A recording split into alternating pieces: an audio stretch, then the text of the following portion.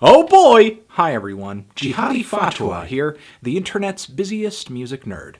And it's time for a review of the new Whitey Morgan record, Sonic Ranch. Whitey Morgan is a Michigan singer-songwriter, guitarist. He's been at it for a while now. This is his fourth full-length album, I believe, which I stumbled across on Bandcamp. And looking at the cover of this thing, going into it, I sort of assumed I was going to be getting some kind of country record, but little did I know I'd actually be getting an album in my favorite leg of the country genre, Outlaw Country.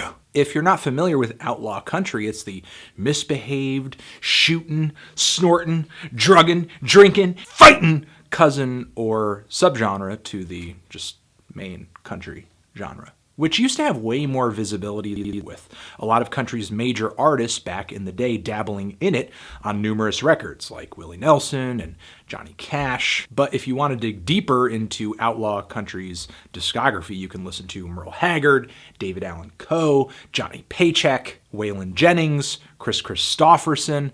There are actually a lot of pretty fantastic outlaw country artists. The shame in it, though, is that a lot of these artists' albums are out of print, and a lot of them haven't made it over onto iTunes either. So finding this stuff sometimes can be kind of hard. And country just in general has been a little slow to kind of embrace the internet age. And I completely understand why. I mean, a lot of country music fans aren't necessarily using the internet to find new country music. So there kind of isn't that pressure to alter the current business model. So a lot of what people are hearing is kind of the very formulaic, generic, somewhat trashy pop country that makes it onto the radio, which is why I've never really done that many country music reviews recently, even though I've enjoyed very passionately a lot of older country records. Simultaneously, it's also why I've never really commented on what I think about country music in general. A lot of people have been like, "Oh, country sucks, Anthony. You should talk about how country sucks."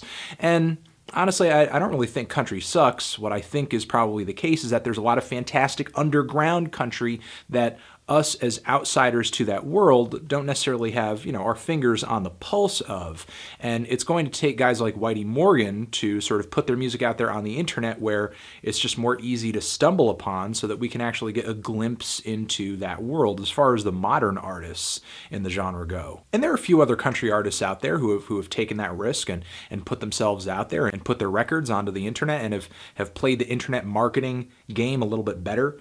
People like Sturgill Simpson or Hank Williams III, or even Daniel Romano. But these artists I found to either be maybe a little too nostalgic or maybe just completely missing the mark entirely, though that's just my opinion. You're perfectly free to check out those artists for yourselves and their new records and sort of see if they interest you. But Whitey's record right here is the first new country record in a while to really stop me in my tracks, and also a record that feels like an authentic country record, not just like one of these indie folk or indie Americana or indie country records, which is fine. I enjoy a lot of that stuff, but it's kind of like city slicker shit. But I really do want to hear some more records every year that sort of have that authentic country sound to it, and Whitey's got it. And like I said earlier, he brings that kind of refreshing, modern punch and clarity with his lyrics and the instrumentation on this thing too. The production on this thing is heavy. The guitars sound very clear, pristine.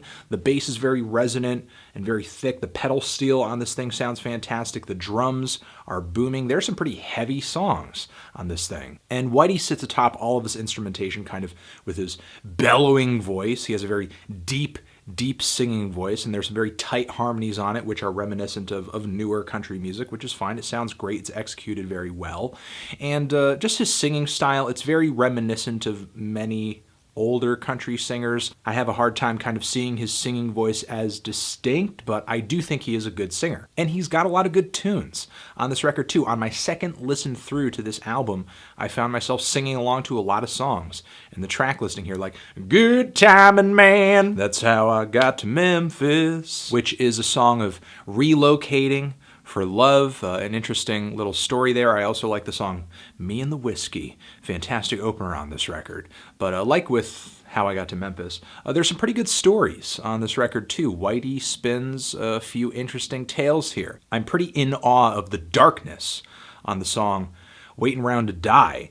Not only is the production on this thing heavy, I mean super heavy, kind of reminds me of Earth in a really weird way, but very super heavy production and a very dark story, just touching down on a lot of different instances of betrayal and going to jail and even domestic abuse. Again, very dark song. This is the kind of stuff that I love Outlaw Country for. It just rides the fringes. It has a lot of dark imagery and subject matters dealt with in the lyrics. This shit was gangsta before gangsta rap even existed. And I should probably also note that this track is a Townes Van Zandt cover as well.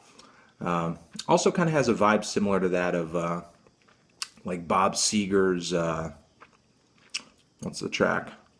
Freaking Turn the Page. Really just heavy, slow, dramatic song. We also have some very great solos and just instrumental passages, not only on this track. I love the way the instrumentation speeds up into a nice solo bridge on Me and the Whiskey. Really fantastic performance there. The pedal steel embellishments and solos throughout this record, A1. And Lowdown on the Backstreet has some fantastic honky-tonk piano, little solos and embellishments all over that too. But I will say that I am not always completely captivated by Whitey as a singer and a storyteller. I think the middle point of this record kind of has less instrumental risks and less instrumental ambition, a lot of musical cliches and chord progressions that are way too familiar on some of these songs in the middle spot of this record. And I'm not really too wowed by a lot of Whitey's lyrical content here. He brings a lot of very sad, moody songs at this point in the record, but he doesn't always have the story to really kind of back it up and make that sadness hit home for the listener in any kind of way. I think he just kind of generally touches down on the sort of low down, tear in your beer type lyrical imagery that a lot of other country artists typically do. And I also feel like he fails to establish the sense of danger by giving us some gritty lyrics on the song Go Down Rockin', where he's talking about being, caught in some trouble, but we really don't get a strong sense of what that trouble is or why. There's nothing really there in this track keeping me on the edge of my seat. However, the record does pick up a little bit in the last third or so with the song Good Timin' Man. Love that tune. And it's one of the sadder songs on this record where I'm actually legitimately moved by the lyrics. And the final two cuts here just finish this record off really strong. One, Ain't Gonna Take It Anymore, one of my favorite songs on the entire record, and for a few reasons. This is one of the most badass outlaw country songs that has been recorded in a while, at least to my knowledge, and it's hilarious. It's a hilarious song.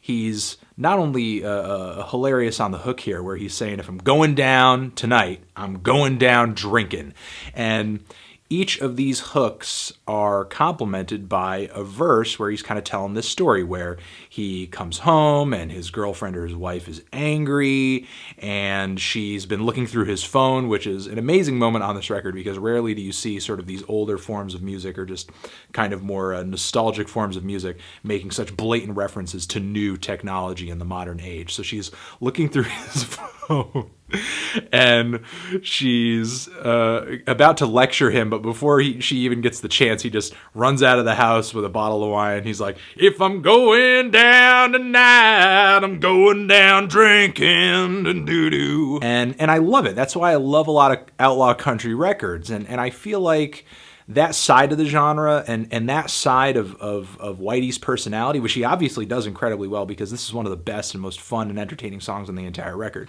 isn't emphasized quite as much as it could be because, man, he's just got a sharp sense of humor, and I just wish it came through on more tracks. That's all. Yeah, overall, I really enjoyed this record. I mean, I just wish I got more personality, more strong storytelling, more strong lyrical content, and maybe a few more instrumental risks here and there. I mean, I love how Waitin' Round to Die came out. Such a thunderous song. And not that I wish that more songs on the record were more thunderous, but that was clearly a bit of a moment of genius with the production, a bit of an experimental moment. Something that I don't think a lot of new country artists are doing. Whitey clearly has this talent for bringing out the old, replicating the classic sounds tastefully, but also bringing in some new stuff too, just to make it interesting and make it feel, I guess, kind of updated. I'm really liking this record. I'm feeling a decent to strong 7 on this thing. I recommend that you give it a listen. You might like it a lot more than me. If you're into country music, or if you're just kind of, morbidly curious and you've enjoyed a lot of those older country records, maybe you're already familiar with Outlaw Country, but you're not conscious of a lot of new Outlaw Country, this is definitely worth a listen. And I'm hoping that this record, as well as guys like Sturgill Simpson and so on and so forth, are the beginning of a new age where we see a lot of these authentically country artists, or artists that are trying to create an authentic country sound, competing on the internet and putting the records out there for just a wider audience to hear. Because I think there are a lot of people out there that would love to hear records and love to hear stories, like the stories that are presented on this album. But if only they had the chance, or if only the music was placed onto a platform where it could be spread and celebrated a little bit more widely. I understand that that's going to be, the artist's decision to do that at the end of the day. But at least I can say, from my own personal standpoint, as a music fan, as a fan of many forms of popular music, that's something I would love to hear. That is a change that I look forward to happening if it ever does. So again, give this record a listen, and trance.